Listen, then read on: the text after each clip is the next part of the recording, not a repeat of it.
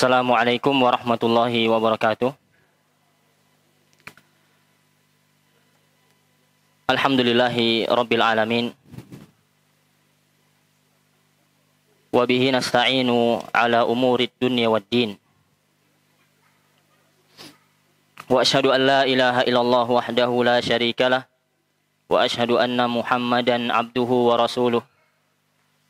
Sallallahu alaihi wa ala alihi wa ashabihi. Wa man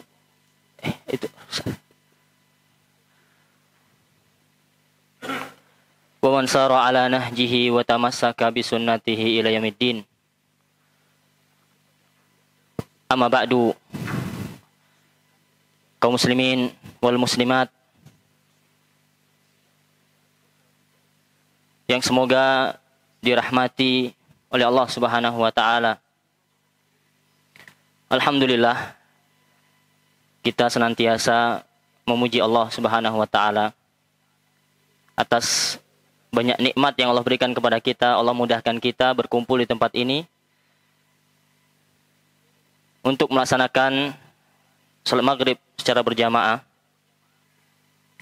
dan kemudian dilanjutkan dengan mendengarkan hadis Nabi SAW yang insya Allah akan dibacakan.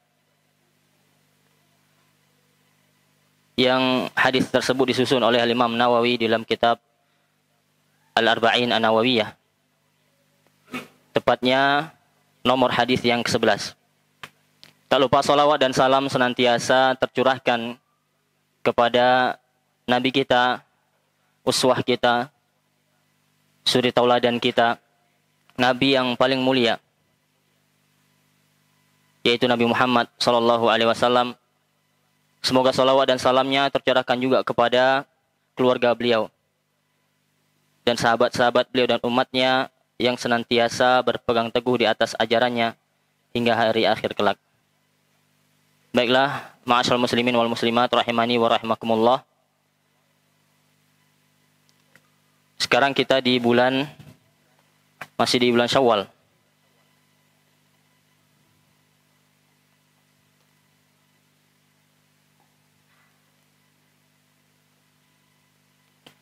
Tepatnya di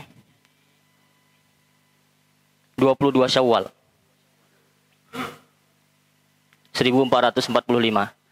Kalau bulan Syawal ini identik dengan apa, Pak?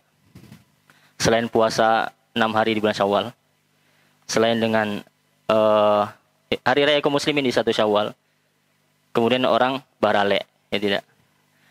Itu banyak di bulan Syawal. Banyak orang yang menikah mungkin di bulan Syawal. Tapi itu bagus. Berangkat dari perkataan Aisyah radhiyallahu taala anha. Beliau menuturkan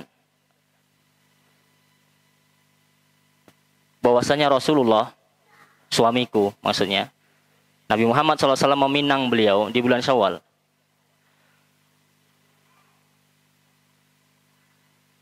Dan beliau itu malam pertama denganku di bulan Syawal. Itu kata Aisyah radhiyallahu taala anha. Dan beliau ingin menganjurkan bagi para yang ingin nikah, para laki-laki, untuk membangun rumah tangga atau melakukan akad nikah di bulan Syawal dan malam pertama di bulan Syawal. Maka berangkat dari ungkapan Aisyah, istri Nabi SAW, Aisyah radhiyallahu taala anha, maka di antara para ulama ada yang mengatakan disunahkan. Dan bahkan ini membantah dari keyakinan jahiliyah. Bahwasanya keyakinan jahiliyah dahulu mereka memakruhkan, tidak menyenangi atau menghindari, takut kena bala, takut kena ini dan itu ketika nikah di bulan Syawal. Maka berangkat dari perkataan Aisyah ini membatalkan keyakinan jahiliyah tersebut. Wallahu ta'ala alam. Ini masih tersisa, Pak, bulan Syawal ya. Alhamdulillah. Baik, kaum muslimin wal muslimat rahimani wa rahimakumullah. Hadis yang nomor 11. Ana melanjutkan, wallahu alam, seingat ana. Ini terakhir atau ini yang belum kita bahas di sini. Kalau salah mohon dimaafkan karena sudah terlalu lama kajian ini berhenti. Dan ini ana maju di sini karena menggantikan posisi Ustaz Isman karena beliau berhalangan hadir. Beliau masih suara beliau masih parau. Kemudian masih ada acara.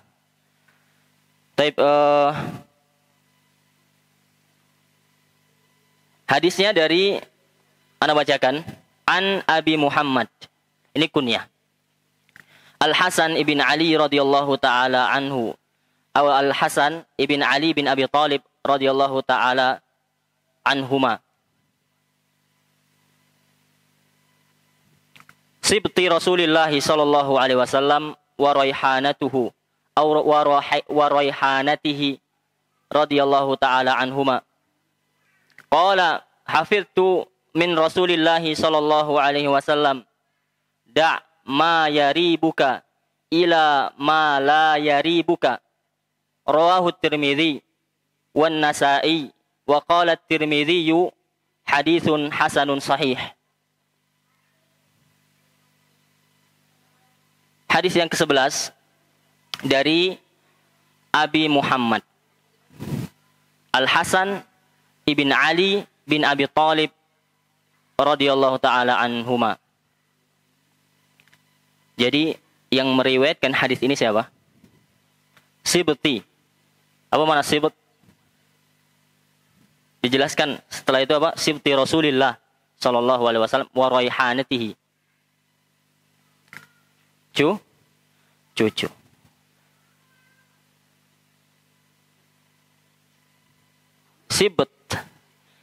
Sibti Rasulillah, cucu Rasul sallallahu alaihi wasallam.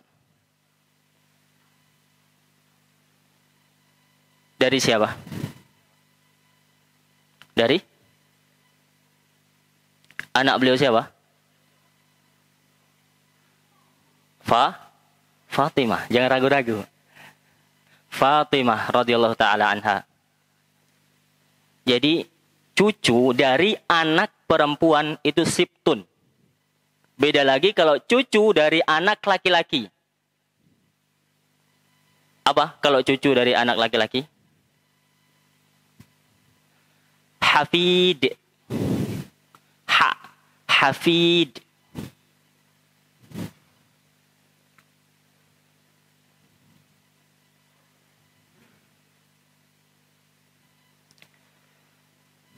Dari Abi Muhammad Al-Hasan bin Ali bin Abi Thalib. Jadi yang meriwayatkan adalah Al-Hasan. Beliau memiliki saudara yang namanya Al-Husain. Nama aslinya adalah Al-Hasan bin Ali bin Abi Thalib. Al-Hasan bin Ali.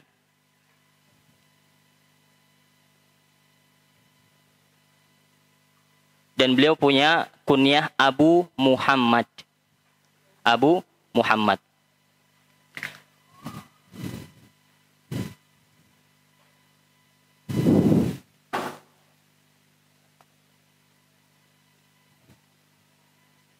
Disebutkan beliau adalah sibti Rasulullah SAW. Dalam matan hadisnya disebutkan bahwasanya beliau adalah cucunya Nabi SAW. Ahlu Bait. Kalau kita mungkin bangga ya, punya, oh saya anaknya jenderal. Ini dekat dengan apa? Kakek saya Nabi. Gitu. Tapi nggak pernah terucap dari seorang ahlu baitnya Nabi SAW. Karena mereka tahu tidak ada gunanya kalau tidak beramal. Jadi kalau dari sisi nasab, luar biasa beliau. Tapi beliau tetap tawadhu menjadi suri tauladan.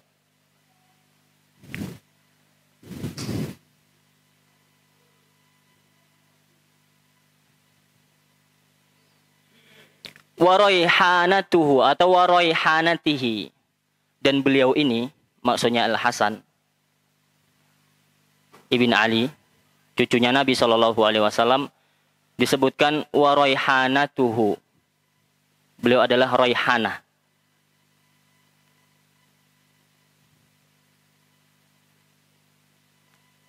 Dimutlakkan maknanya adalah rahmat, kasih sayang. Atau kesenangan, ya. Kata para ulama, anak itu, al-walad, disebut Raihanah, itu merupakan, ya karena anak itu rizki. Atau ada yang mengatakan kenapa disebut Raihanah, karena dimutlakan atau dikiaskan bunga. Bunga itu wangi dan orang suka, senang mencium aroma wangi dari bunga tersebut. Sehingga ketika anak disebut Raihanah, berarti anak itu suka dicium. Ya biasa anak kecil itu suka dicium. Ini yang disebut dengan Raihanah. Makna dari wa raihanatihi sallallahu alaihi wasallam.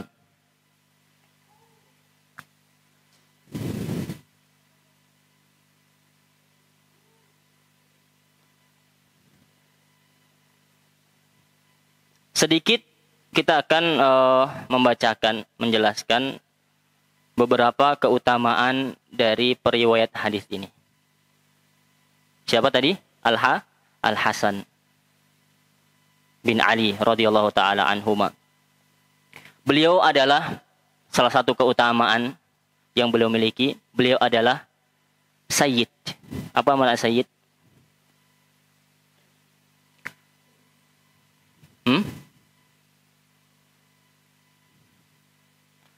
Sering dikatakan Sayyidina Aisyah, Sayyidina Abu Bakar,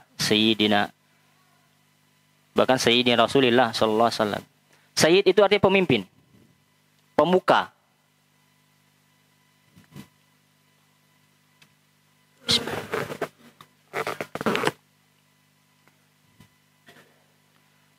Itu berdasarkan hadis, ada landasannya. Yaitu sabda Nabi sallallahu alaihi wasallam, "Innal Hasan wal Husain sayyida syababi ahlil jannah." Kata Nabi SAW, sesungguhnya Al-Hasan dan Al-Husain, mereka berdua merupakan sayyida, pemuka, pemimpin syabab. Mana syabab? Syabab. Ya ma'syaras syabab. Kata Nabi SAW, man istata'a minkumul ba'ata falyatazawwaj. فإنه أغض للبصر وأحسن للفرج فمن لم يستطيع فعليه بالصوم أو كما قال صلى الله عليه وسلم. Ya ma'syarus syabab, wahai para pemuda, barang siapa yang sudah mampu menikah, nikahlah, karena sesungguhnya nikah itu menundukkan pandangan dan lebih menjaga kemaluan. Barang siapa tidak mampu, hendaklah dia berpuasa. Ya ma'syarus syabab. Ma mana syabab? Apa mana syabab? Pemuda. Bahwasanya kata Nabi Shallallahu Alaihi Wasallam, Al-Hasan dan Al-Husain, Husain ya bukan Husain, Husain pakai sin, Al-Hasanu wal Husainu sayyida, mereka berdua adalah pemuka, pemimpin syabab dari pemuda penghuni surga, ahli jannah. Macam-macam penafsiran apa yang dimaksud pemuda ahli jannah. Kata para ulama, karena mereka meninggal dunia mungkin dalam masih muda, meninggal di jalan Allah Subhanahu wa taala. Intinya beliau berdua adalah pemimpin dari sayyidnya pemuda surga. Sayyidnya pemuda surga. Dan yang jelas beliau berdua adalah penghuni surga. Dan kita yang di sini semoga menjadi penghuni surga juga. Amin ya rabbal alamin. Ini landasan yang kita katakan di antara keutamaan Al-Hasan. Dan para ulama menjelaskan yang lebih utama itu Al-Hasan. Yang lebih utama Al-Hasan. Tapi kita tidak boleh mencari mana yang paling buruk. Artinya, iya, kalau berusaha kita menjelaskan mana yang lebih baik adalah Al-Hasan. Ini dijelaskan para ulama. Kenapa Syiah itu menisbatkan dari Al-Husain? Dari peristiwa meninggalnya beliau, terbunuhnya beliau di Al-Karbala. Mereka bersedih ketika itu. Padahal kalau mereka jujur, Ahlul Bait yang paling mulia adalah Al-Hasan, bukan Al-Husain. Yang lebih mulia adalah Al-Hasan. Dan terbukti setelah Ali bin Abi Thalib meninggal dunia, wafat, ketika itu menjadi khalifah, kemudian beliau syahid ya. Kemudian yang menggantikan beliau yang dibaiat oleh masyarakat itu siapa? Al-Hasan. Kemudian di antara keutamaan beliau lagi, Al-Hasan radhiyallahu taala anhu, beliau adalah pemersatu umat Islam. Pemersatu umat Islam yang menyatukan umat Islam, bahkan ketika itu tahun 40 atau 41 Hijriah, masyarakat kaum muslimin benar-benar merasakan indahnya persatuan. Itu berdasarkan sabda Nabi SAW. Inna bani hadha sayyid. Sesungguhnya anakku ini, yaitu Al-Hasan, sayyid. Apa tadi? Sayyid. Pemuka atau pemimpin. Fayuslihullahu bihi. Dan Allah akan memperbaiki. Dengannya Allah akan mendamaikan, yuslih. As-sulh. Akan mendamaikan antara dua kelompok yang besar, kelompok tersebut dari kaum muslimin. Pertikaian antara apa? Pengikutnya Ali bin Abi Thalib dan Muawiyah bin Abi Sufyan. Lihat. Kelompok besar kaum muslimin. Nabi menyatakan bahwasanya keduanya itu kaum muslimin yang berseteru itu. Ini membantah telak dari apa yang diyakini oleh Khawarij.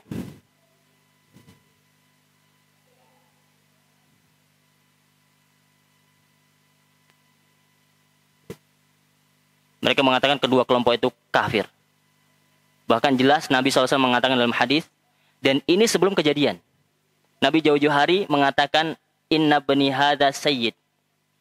Dia akan mendamaikan dua kelompok besar yang bertikai.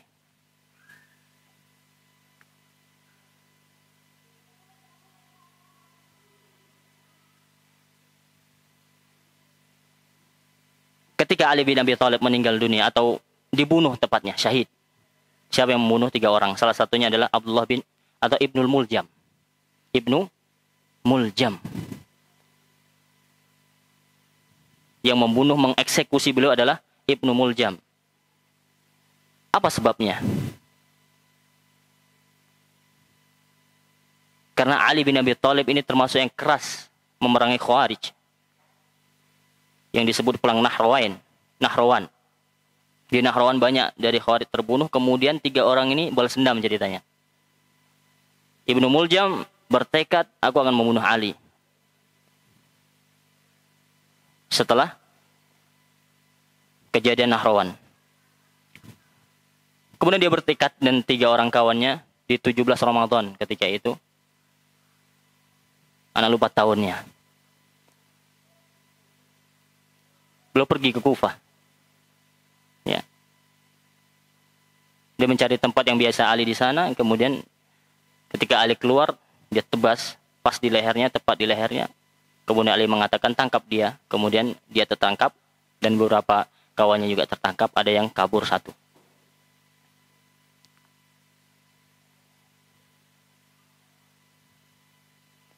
Singkat cerita, wafatlah Ali bin Abi Thalib.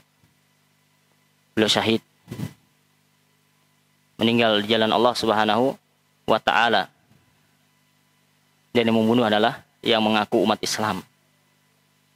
Ini fitnah. Dari pemikiran sesat Khawarij. Kemudian diangkatlah. Beliau tidak meminta Al-Hasan, tapi beliau dibaiat. Masyarakat ketika itu, ya, kaum muslimin sepakat bahwasanya Al-Hasan naik menjadi khalifah setelah Ali bin Abi Thalib. Kemudian Tidak lama beliau menjabat, 6 bulan kurang lebih. Beliau serahkan, ya karena melihat berkecamuk perang terus masalah nggak berhenti-berhenti. Terus tumpah darah kaum muslimin karena fitnah antara pengikut Muawiyah bin Abi Sufyan dan Ali bin Abi Thalib. Beliau dengan rendah hati, bukan karena kalah, bukan karena salah, bukan karena sedikit pendukung, tapi beliau sadar betul pentingnya menjaga ketentraman, kedamaian, keutuhan umat Islam. Beliau menyerahkan kepemimpinan ke tangan Muawiyah bin Abi Sufyan radhiyallahu taala anhu.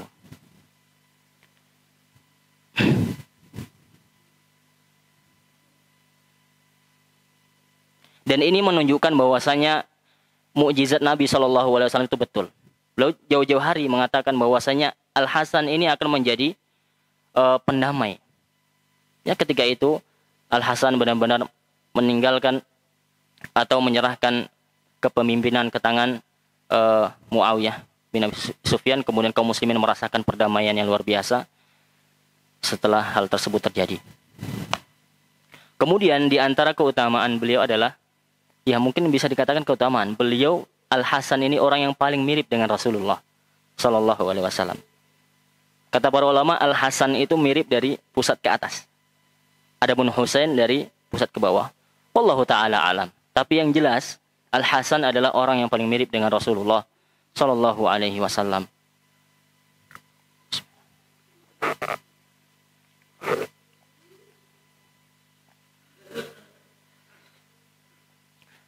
Kemudian beliau adalah putranya Ali bin Abi Thalib, sahabat yang mulia, sahabat yang dijamin masuk surga. Ini merupakan kedudukan yang tinggi, ya. Kemudian sekaligus beliau adalah cucunya Nabi Sallallahu Alaihi Wasallam.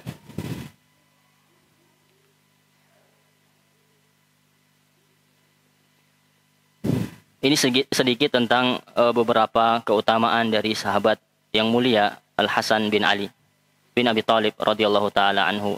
Sahabat yang ketika Rasul wafat itu berapa umurnya? Masih kecil.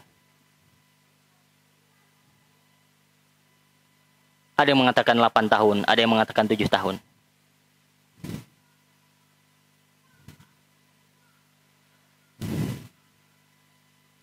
Sehingga wajar beliau tidak banyak meriwayatkan hadis.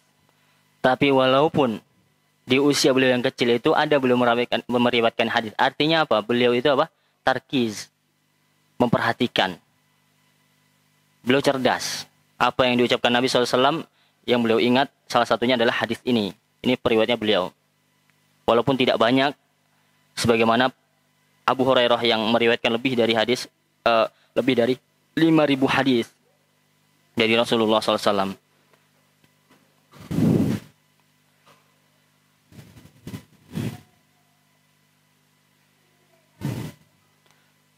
Beliau berkata, Al-Hasan, Abu Muhammad Al-Hasan bin Ali bin Abi Thalib radhiyallahu taala anhuma, beliau berkata, qala hafiztu min Rasulillah sallallahu alaihi wasallam. Hafiztu. Artinya hafiztu, aku telah hafal dari Rasulullah SAW, yaitu ucapannya Nabi SAW. Ini kata para ulama, ini menunjukkan kecerdasan beliau, dan ini menunjukkan bahwasanya Nabi itu orangnya semangat dalam mentarbiyah, mengajarkan kebaikan, walaupun terhadap anak-anak sekaligus. Kita kenal hadis ya gulam. Itu anak kecil, gulam. Beliau nasihati, ya gulam, samillah, wakul biyaminik, wakul bima yalik.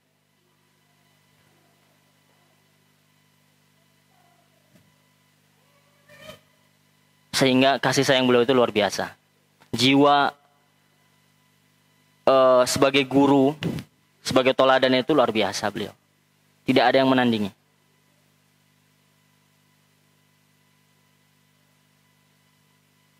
Itulah suri toladan kita yang harus kita tiru. Bagaimana beliau itu bisa menempatkan hikmah beliau dalam berdakwah, menempatkan posisi diri kita itu di mana. Beliau ada waktu sedikit, ada peluang sedikit, beliau berdakwah, beliau sampaikan kebenaran, beliau nasihati, beliau arahkan.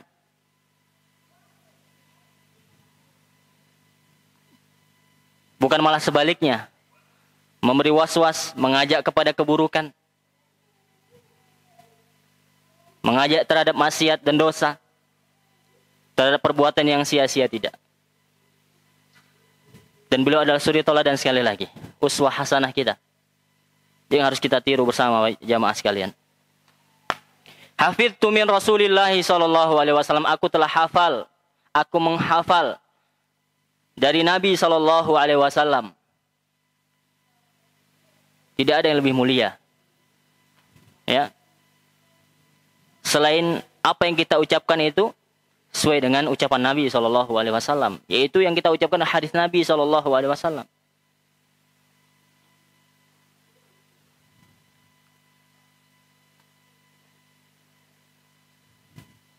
Hafidtu min Rasulillah sallallahu alaihi wasallam, da' ma yaribuka ila ma la yaribuka.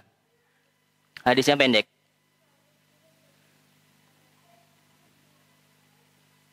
Dan sangat singkat, tapi syarat akan makna. Apa artinya da'? Apa ya, ikhwah?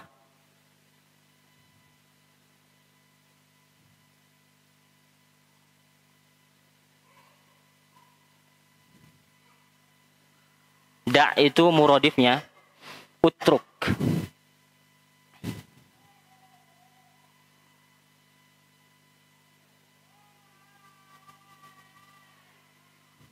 Utruk ma yaribuka, yaitu tinggalkanlah apa yang membuatmu ragu. Tinggalkanlah apa yang membuatmu ragu. Ragu itu apa? Yang membuat kita takut, cemas, bergejolak, nggak tenang. Tinggalkan.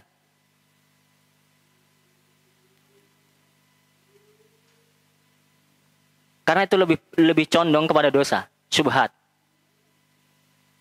Kata Nabi SAW, al-ithmu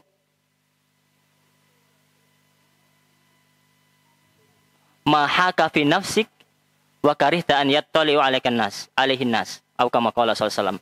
Dosa itu apa? Sesuatu yang mengganjal dalam hati kita.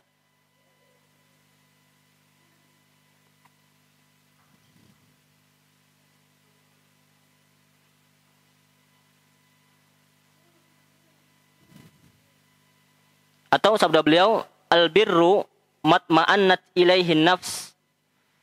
Kebaikan adalah sesuatu yang membuat tenang jiwa kita. Itu kebaikan.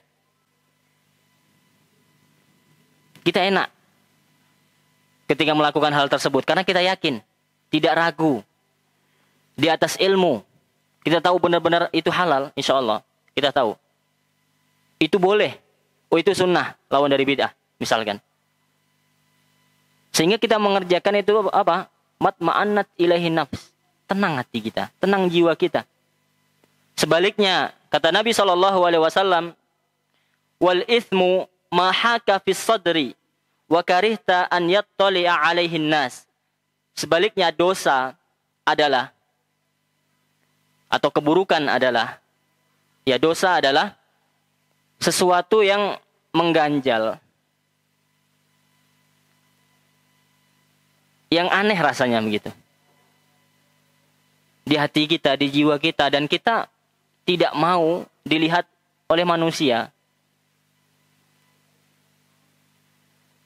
Ini dosa. Maka sebenarnya di dalam hati kita, hati yang selamat dari syubhat atau hati yang di atas fitrah, bisa dikatakan seperti itu, sebenarnya ada tolak ukur sudah. Ada timbangan di sana. Mana yang boleh, mana yang tidak, mana yang baik, mana yang buruk, mana yang dosa, mana yang tidak, itu sudah.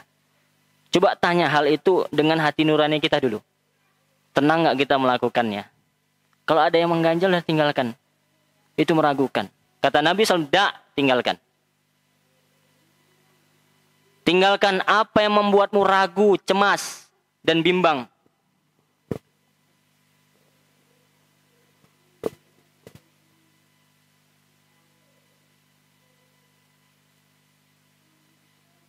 Kemudian dalam hadis di riwayat lain ada lanjutannya, as-sidqu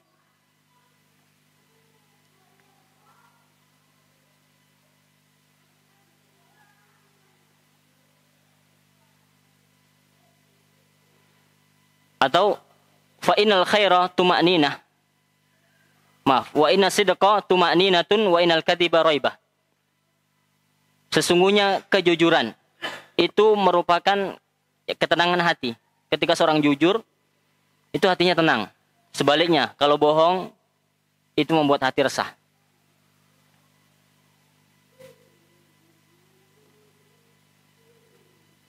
Sedangkan lafaz akhir, fa innal khaira tuma'nina wa inna syarra raibah. Sesungguhnya kebaikan itu ketentraman, ketenangan hati. Dan keburukan itu adalah sesuatu yang syar, yang membuat hati kita gundah gulana, cemas, dan ragu. Taib hadis ini tadi diriwayatkan oleh At-Tirmidzi dan Nasa'i, dan dinyatakan oleh Al-Imam At-Tirmidzi, dikatakan oleh Al-Imam At-Tirmidzi sebagai hadis yang hasan sahih. Jemaah sekalian yang semoga dirahmati oleh Allah Subhanahu wa taala.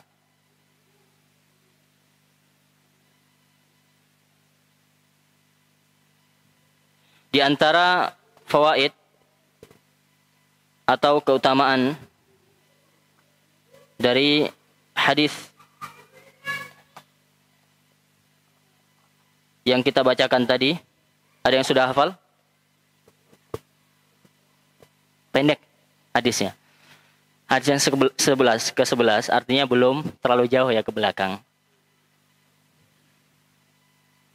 Dan ini hadis merupakan usul atau pondasi kaidah yang sangat penting dalam agama. Tinggalkanlah apa yang meragukan. Karena dalam agama kita ini nggak ada yang ragu-ragu. Ya, semua dibangun di atas ilmu. Yang halal halal, innal halala bayyin. Dalam hadis sebutkan apa? Sesungguhnya yang halal itu jelas. Dan haram jelas. Wa bainahuma umurun mustabihat. Dan di antara keduanya itu apa? Ada syubhat. La ya'lamuhunna katsirun minan nas. Dan perkara seperti itu manusia banyak yang tidak tahu. Faman ittaqas syubhat, asyubhat, kata Nabi SAW, barang siapa yang menjauhi syubhat. Ini definisi dari wara'. Wara' itu apa? Meninggalkan yang meragukan. Yang tidak jelas halal haramnya dia tinggalkan. Barang siapa yang menjauhi syubhat, maka dia telah menyelamatkan agama dan harga dirinya. Dia berlepas diri dari syubhat, dia akan selamat.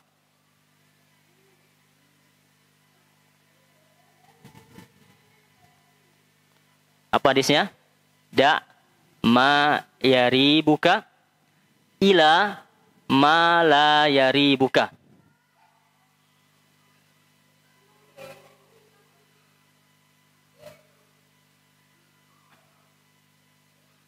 Da ma yaribuka ila ma la yaribuka.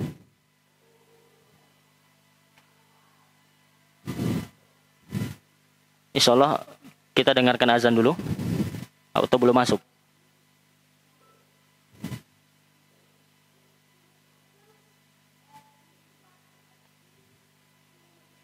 Atau ada yang sudah hafal? Pak Indra?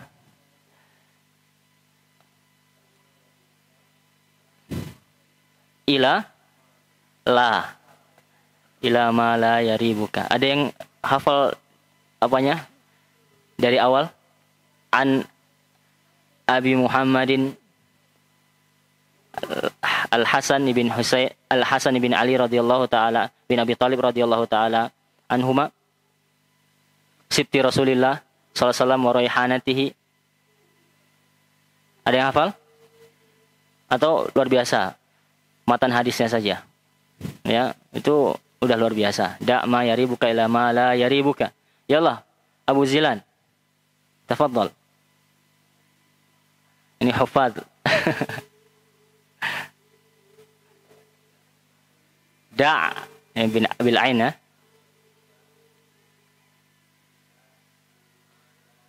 Masya Allah, Masya Allah. Ada lagi?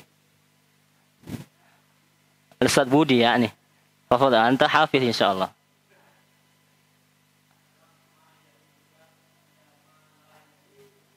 Atau irwi al-kamil lah. Semuanya bisa. La takul atas tadi.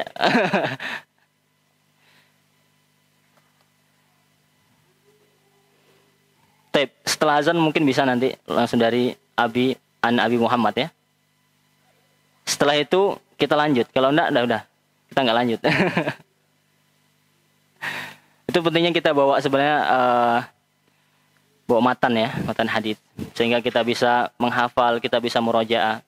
Insya Allah enggak sia-sia karena di hadis arba'in ini usul hadis yang biasa didengar, pokok-pokok pondasi agama itu di sana. Maka ketika kita memiliki matan, kemudian kita hafal, kita akan mudah berargumen. Dan dalil kita kuat insyaallah. Baik, kita lanjutkan. Bismillah, alhamdulillah, wassalatu wassalamu ala rasulillah, amma ba'du. Gimana, ada yang hafal Bang Arif? Dari awal? Hafal insyaallah? Belum?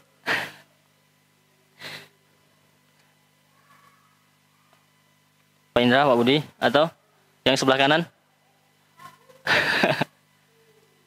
Masya Allah. Tapi ala kulli hal, insyaallah pertemuan berikutnya ya.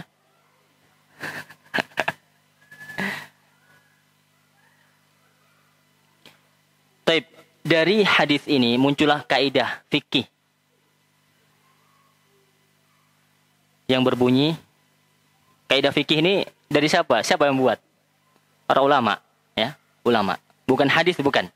Tapi dasarnya adalah dalil yang sahih. Ya. Al-yakinu la yazulu bisyak. Keyakinan itu tidak bisa hilang. Tidak bisa dihapus dengan keraguan.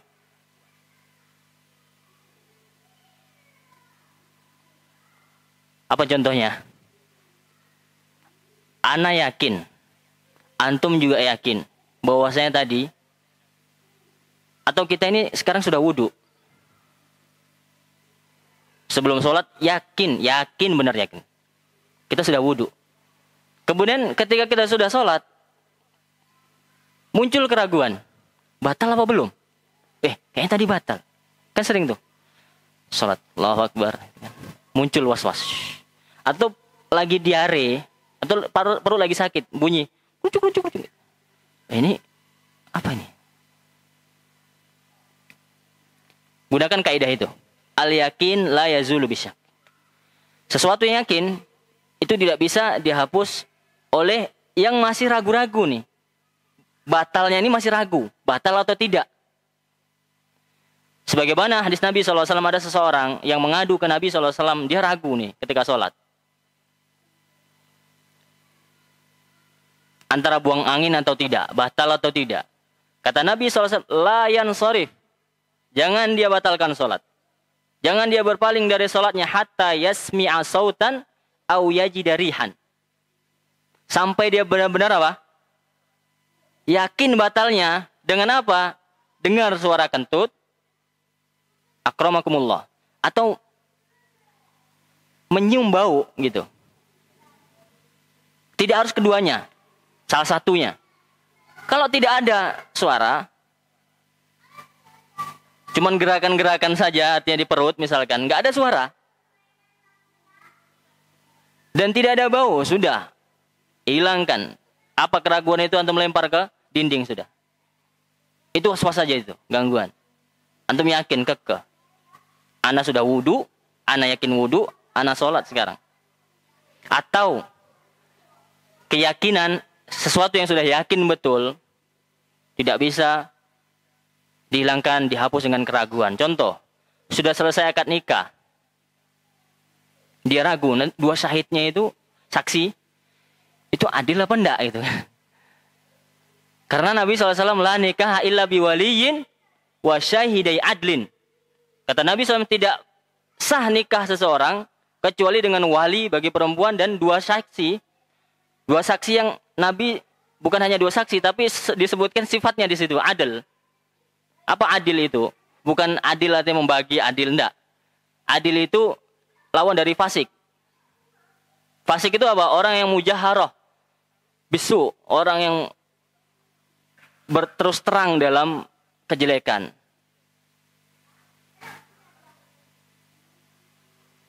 Terus menerus dia berdosa. Itu fasik. Sudah sah nih. Sudah selesai nikah, ngapain antum bahas itu lagi? Sudah. Yakin antum sah nikah. Sudah. Nggak perlu diulang.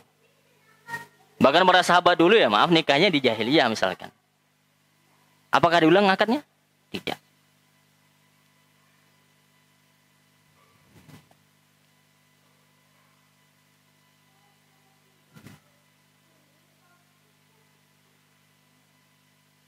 Kemudian tentang persusuan misalkan.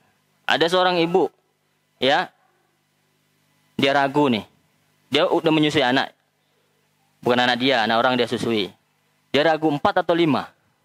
Dia, ya maaf, yakinnya dia 4. Kalau 4 atau 5.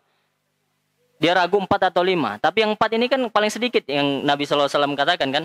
Seperti sholat juga, ragu. 3 atau 4, pilihnya sedikit. Dia 4 yakin tuh pasti. Sedangkan yang 5 kalinya ini, dia ragu. Maka bangun di atas yakin, yang 4. Yang 5 itu tidak usah diantum hiraukan. Karena menyusui anak sepersusuan itu menjadi anak sepersusuan ketika sudah 5 kali susuan. Maka ketika kita paham betul, da'ma yaribuka ila ma la yaribuka. Ini kita enak menghilangkan was-was seperti itu.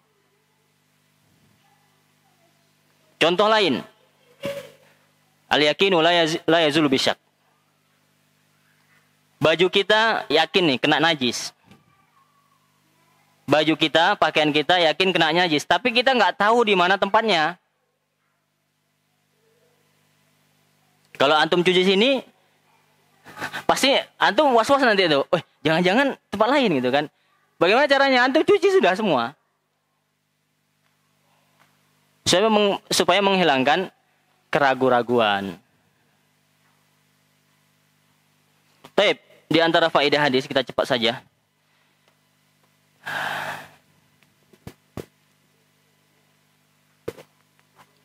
Jadi hadis ini merupakan pondasi ya yang penting di dalam meninggalkan seluruh perkara-perkara syubhat.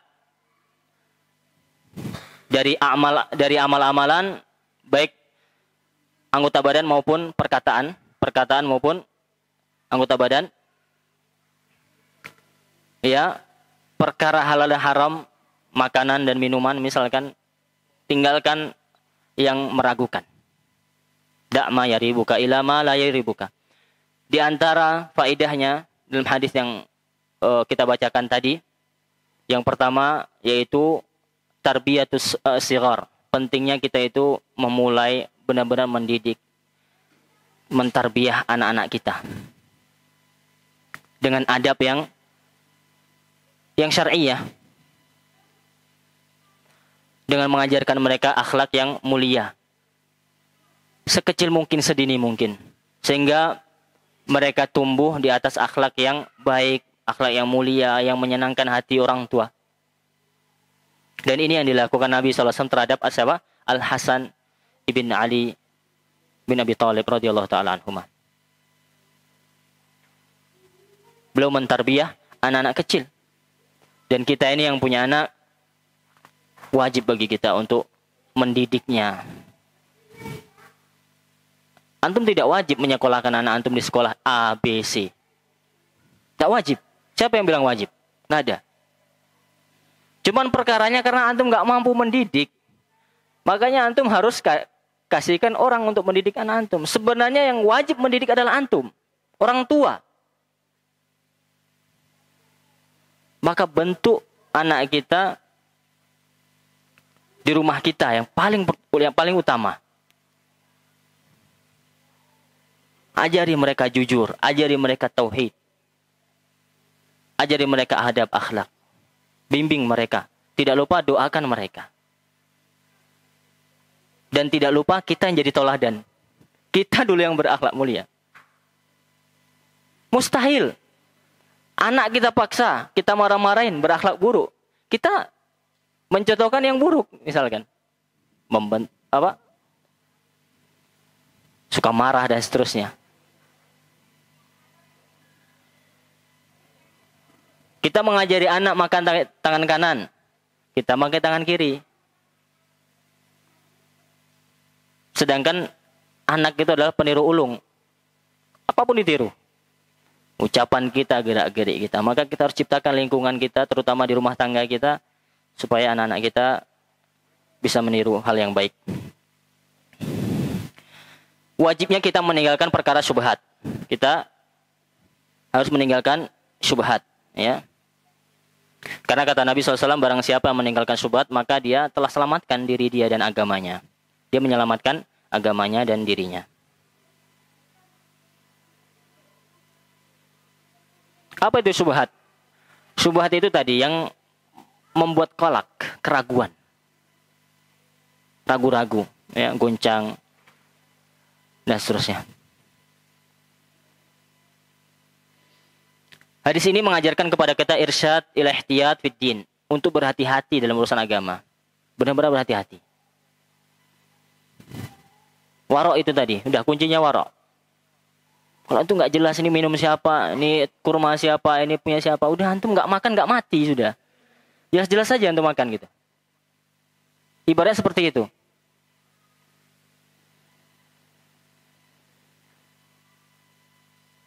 Agama kita apa? Mengajarkan kita untuk berhati-hati masalah halal haram.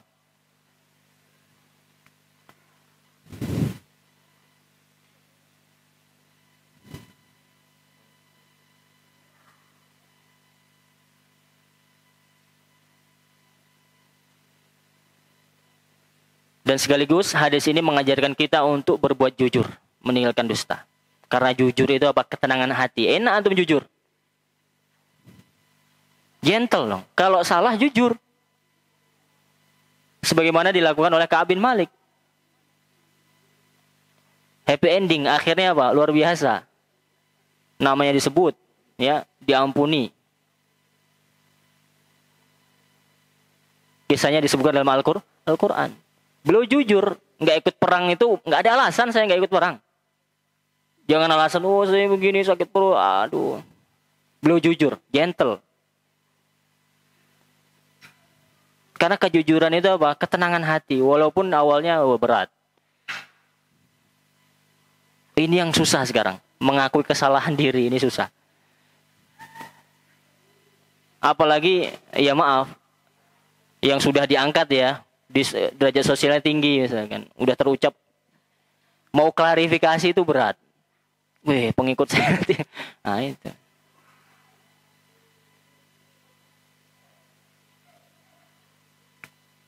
Ya, kita diajarkan dalam agama ini untuk jujur, karena jujur itu ketenangan. Enak kita kalau jujur. Sebaliknya, dusta atau dosa berdusta itu raibah, membuat kita tidak tenang. Bahkan dosa satu itu akan membuahkan dosa-dosa yang lain, ya tidak? Itu pasti sudah. Kita ditanya itu, HP siapa? Apa? Ini berapa belinya? Punya siapa? Punya saya. Padahal bukan punya kita misalnya kan. Berapa belinya? Dia pasti dusta. Akan muncul dosa-dosa yang lain. Sehingga dosa itu apa? pada hakikatnya akan memanggil kepada dosa yang lain. Sebaliknya, ketaatan satu akan membuahkan ketaatan yang lain. Itu sifat yang tidak bisa dihindarkan sudah.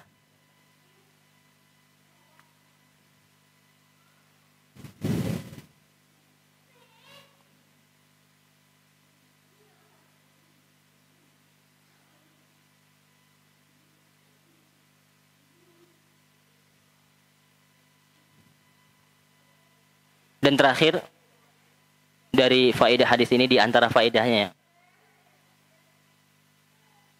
ini hanya sedikit. Bahkan kata Syekh Muhammad bin Shalih Al-Utsaimin, kalau seseorang ini mengkaji satu hadis ini, ma yaribuka ila ma yarib, tidak cukup satu jilid kitab. Ini bagi ulama yang paham betul tentang intisari hadis, makna hadis. Kalau kita ya tidak ada apa-apanya lah kalau dibanding beliau. Beliau sebutkan. Karena ini dari banyak bisa dinilai dari tadi kaidah fikih dan seterusnya. Sehingga yatarattab 'alal ahkam. Banyak hukum-hukum di belakang hadis ini. Terkait dengan hukum.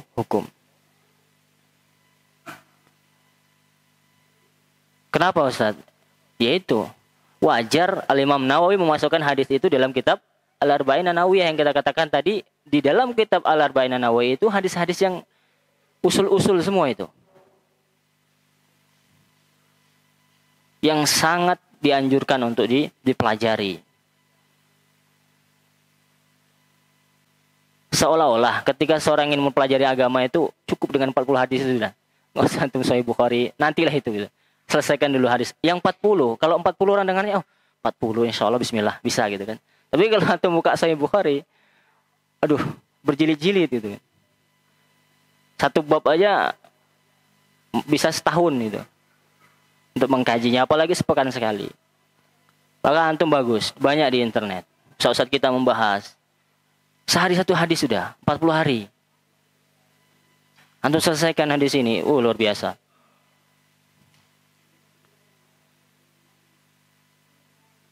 Bahkan ulama itu ketika mensyarah, itu suruh muridnya ngafalin dulu gitu. Ketika hafal, kita tahu maknanya, udah punya gambaran secara umum gitu. Baru nanti tafsilnya, rincian-rinciannya, hukum-hukumnya, seterusnya. Ini baru thalabul ilmi. Baru penuntut ilmu gitu. Tapi kalau tidak ya ini yang kita dapat gitu. Tapi alhamdulillah. Ya, kita bisa menyibukkan diri kita dengan hadir ke majelis ilmu, memanfaatkan sisa umur kita yang ada. Ini luar biasa. Ini luar biasa. Semoga kita terus istiqomah di atas ketaatan. Allahumma amin. Semoga apa yang kita pelajari pada malam hari ini bermanfaat untuk kita semua, terutama bagi ana yang menyampaikan. Mungkin ini saja yang dapat saya sampaikan pada kesempatan yang berbahagia ini. Terlebih dan terkurangnya mohon maaf. Jazakumullahu khairan ala hudurikum wa ala husni istima'ikum. Jazakumullahu khairan. Semoga Allah membalas kebaikan antum atas kehadirannya, atas partisipasinya, atas perhatiannya. Ya. Jazakumullahu khairan. Kita akhiri subhanakallahumma wa bihamdika asyhadu an la ilaha illa anta astaghfiruka wa atubu ilaik. Wassalamualaikum warahmatullahi wabarakatuh.